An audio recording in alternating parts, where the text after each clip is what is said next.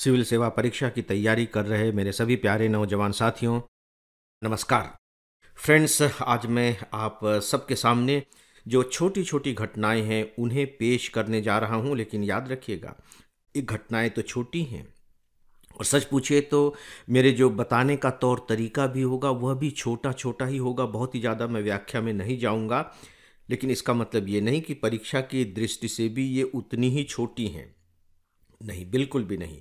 और अगर परीक्षा की दृष्टि से ये उतनी ही छोटी होती तो शायद मैं इन्हें लेता भी नहीं। तो आप परीक्षा की दृष्टि से इन्हें इम्पॉर्टेंट मानें। हाँ, ये ज़रूर है कि इन खबरों को आप लेंगे कैसे, पढ़ेंगे कैसे, तैयार कैसे करेंगे, बस उसके पैटर्न के आधार पर मैं ये कह रहा हूँ कि ये खबरें छोटी-छोटी हैं, क्योंकि इनके बहुत विस्तार में जाने की आवश्यकता नहीं है। तो आइए स्टार्ट करते हैं एआई फर्स्ट नेशन से। एआई आर्टिफिशियल इंटेलिजेंस में दुनिया का पहला देश, इस शब्द का प्रयोग किया है सत्या नडेला ने, जो आप जानते हैं कि माइक्रोसॉफ्ट के चेयरमैन और सीईओ हैं, सत्या नडेला। उन्होंने कहा है कि मैं भारत को एआई फर्स्ट नेशन बनाने के प्रति प्रतिबद्ध हूँ, यानी कि भारत को मैं आर्टिफिशियल इंटेलिजेंस में दुनिया का पहला देश बनाने के लिए कमिटेड हूँ। तो उन्होंने फिर इसी से जुड़ी हुई एक घोषणा की है। आप जानते हैं कि हमारे यहाँ के जो इंजीनियर हैं, खासकर जो कंप्यूटर इंजीनियर हैं, आर्टिफिशियल इंटेलिजेंस से जुड़े हुए जो इंजीनियर हैं, वो पूरी दुनिया में पहचाने जाते हैं, उनका सम्मान है।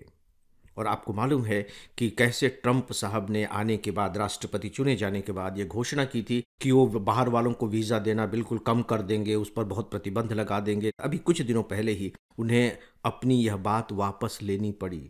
एलन मस्क ने कहा कि यदि आप ऐसा करेंगे तो अमेरिका की ये जितने भी स्टार्टअप और ये बड़ी बड़ी आपको ऐसी कंपनियां दिखाई दे रही हैं, इनका हाल खराब हो जाएगा, क्योंकि अगर आप भारत के इंजीनियर्स को वीज़ा नहीं देंगे, वे अमेरिका नहीं आ सकेंगे, तो इनका क्या हाल होगा। तो ट्रंप को अपनी ये घोषणा वापस लेनी पड़ी और उसे थोड़ा सॉफ्ट करना पड़ा। ये भारत की ताकत है। तो देखिए सत्या नडेला जी ने क्या कहा है। उन्होंने कहा है कि जो माइक्रोसॉफ्ट, जो उनकी कंपनी है, वह अपनी क्लाउड कंप्यूटिंग और आर्टिफिशियल इंटेलिजेंस, इसका जो तकनीक पक्ष है, उसके बारे में आपको थोड़ी तैयारी कर लेनी चाहिए। क्लाउड कंप्यूटिंग और आर्टिफिशियल इंटेलिजेंस क्षमताओं के विस्तार के लिए भारत में करीब 26,000 करोड़ रुपए इन्वेस्ट करेगी। 26,000 करोड़ रुपए। और साथ ही कंपनी 2030 तक भारत में 1 करोड़ लोगों को एआई स्किल की ट्रेनिंग देगी। आर्टिफिशियल इंटेलिजेंस के जो स्किल होती है, 1 करोड़ लोगों को इसकी ट्रेनिंग देगी। एक और महत्वपूर्ण बात उन्होंने कही कि यह जो काम किया जाएगा, ये साझेदारी के साथ होगा। भारत में जो आर्टिफिशियल इंटेलिजेंस मिशन की शुरुआत की गई है, उसके साथ मिलकर के ये काम करेंगे। हमारे यहाँ के जो टियर 2 शहर हैं, उन्हें वो प्राथमिकता देगी और डेफिनेटली फिर इन शहरों में जो इनोवेशन है, उसे बढ़ावा मिलेगा। तो देखिए, मुख्य परीक्षा की दृष्टि से यहाँ एक प्रश्न ये बनता है कि किस तरीके से भारत एआई फर्स्ट नेशन बनने की दिशा में आगे बढ़ रहा है, स्पष्ट कीजिए। उस दृष्टि से दोस्तों, यह एक अपडेट है। फ्रेंड्स, एक सूचना है। एफईआईएस का एक मोबाइल ऐप है। इस पर आपको आईएएस की तैयारी के लिए रोजाना 10 न्यूज़पेपर्स के चुने हुए एडिटोरियल कमेंट्स और आर्टिकल्स पढ़ने को मिलेंगे। आप इस पर करेंट अफेयर्स पर बेस्ड मेरा डेली ऑडियो लेक्चर भी सुन सकेंगे और इसके अलावा आपको और भी बहुत कुछ मिलेगा, वह भी सब कुछ फ्री। तो आप बिना देरी किए इस ऐप को एंड्रॉयड या अपने एप्पल डिवाइस पर इंस्टॉल कर लें। जलवायु परिवर्तन के बारे में आप सब देख ही रहे हैं। अभी अभी एक बहुत अच्छा स्टेटमेंट आया है और ये स्टेटमेंट है मौसम विभाग के डीजी मृत्युंजय महापात्र जी का। इसमें इन्होंने जो 2 महत्वपूर्ण बातें कही हैं, बस मैं वो आपके सामने रखने जा रहा हूँ। उन्होंने बताया है कि जो हमारे यहाँ गेहूं और चावल की पैदावार है, उसमें जलवायु परिवर्तन के कारण 10% की कमी आ सकती है। इसको लेकर के बाकायदे 1 या 2 साल पहले मुख्य परीक्षा में प्रश्न भी पूछा गया था। चलिए ठीक है, 10% की कमी आ सकती है और भी अखबार इसके बारे में लिखते रहे हैं। लेकिन इम्पॉर्टेंट बात यह है कि इन्होंने इसके लिए दो बहुत इम्पॉर्टेंट कारण बताए हैं जो आपको मालूम होने चाहिए। पहला उन्होंने कारण बताया है कि जो ग्लोबल वार्मिंग हो रही है, इससे पश्चिमी विक्षोभ की जो फ्रिक्वेंसी है और उसकी जो ताकत है वो घट रही है। स्वाभाविक है कि उसका जलवायु पर असर पड़ेगा, उसका वर्षा पर असर पड़ेगा, उसका तापमान पर असर पड़ेगा। और इसका असर ये पड़ रहा है, जो सेकेंड पॉइंट है, कि उत्तर पश्चिम भारत में सर्दियों में, ठंड के दिनों में जो वर्षा होती है वह प्रभावित होगी और इसकी वजह से जो गेहूं और चावल की पैदावार है उसमें 10% की कमी आएगी। जलवायु परिवर्तन से ही जुड़ी एक और भी बहुत महत्वपूर्ण घटना, यदि आप गौर से अखबारों को पढ़ रहे होंगे तो लॉस एंजलिस में अभी जो कुछ भी हुआ है उसके बारे में शायद आपको मालूम होगा। लॉस एंजलिस सिनेमा का, आप यूं कह लीजिए कि दुनिया का सबसे महत्वपूर्ण केंद्र, जिसे बोलचाल की भाषा में कहा जाता है एलए, लॉस एंजलिस।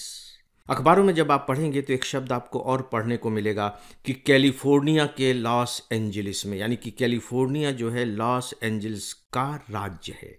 जो लॉस एंजलिस है वो कैलिफोर्निया स्टेट में है, राइट। लॉस एंजलिस हम लोग गए हैं, कई दिन वहाँ रुके भी, वहाँ मेरे कई लेक्चर थे, मैं और मेरी पत्नी दोनों हम गए थे। और जो सबसे महत्वपूर्ण बात है कि ये जहाँ आग लगी है वहाँ हम लोग रहे, और ये जो आग लगी है वो ऐसी जगह पर लगी है जहाँ फिल्म स्टार्स के बड़े बड़े मकान हैं और उन मकानों को भी हमने देखा है। और इसकी वजह से कितने मकान जलकर नष्ट हो गए हैं, कितने लोगों को वहाँ से बाहर करना पड़ा है। बहुत बुरी दुर्गति उस पूरे के पूरे क्षेत्र की है। क्षेत्र कौन सा है, क्या है, उसे जानने की ज़रूरत नहीं है दोस्तों, लेकिन प्री एग्जामिनेशन में चूंकि इस तरह के प्रश्न पूछे जाने लगे, ये प्री की बात है कि हो सकता है कि पूछ लिया जाए कि लॉस एंजलिस क्यों चर्चा में आया, सीधे सीधे इसी पर तो नहीं पूछा जाएगा, लेकिन वो युग्म दे देते हैं, जोड़े बना देते हैं कि ये जो स्थान थे ये क्यों चर्चा में रहे। तो लॉस एंजलिस के सामने वो लिख देगा कि आगजनी की घटना या भारी बारिश या तूफान या कुछ इस तरह की बात लिख देगी। तो अपने दिमाग में दर्ज कर लीजिए कि लॉस एंजलिस में आग लगी, लगभग 30,000 एकड़ में यह आग फैली और बहुत से मकान जलकर नष्ट हो गए। दोस्तों, जो नेक्स्ट खबर है वो लार्सन एंड टूब्रो जो मल्टीनेशनल कंपनी है उसके जो चेयरमैन हैं एन सुब्रमण्यन, उनके अभी अभी ताजे स्टेटमेंट को लेकर है। उन्होंने स्टेटमेंट दिया कि कर्मचारियों को सप्ताह में 90 घंटे काम करना चाहिए। सप्ताह में 90 घंटे, अगर आप 6 दिन का सप्ताह मान करके चलते हैं तो 90 में 6 का भाग दे दीजिए। इसका मतलब ये हुआ कि डेली 15 घंटे काम करना चाहिए अगर आप रविवार को छुट्टी चाहते हैं तो, और अगर आप रविवार को छुट्टी नहीं चाहते हैं तो फिर 16-17 घंटे रोज काम कीजिए। इससे पहले जो इन्फोसिस के सह संस्थापक हैं नारायण मूर्ति जी, उन्होंने भी कुछ इसी तरह की बातें कही थी, लेकिन उन्होंने थोड़ा सा अपने टोन को सॉफ्ट रखा था। उन्होंने कहा था कि राष्ट्र निर्माण के लिए हमारे युवाओं को हफ्ते में 70 घंटे काम करना चाहिए, कि आप 70 घंटे काम कीजिए।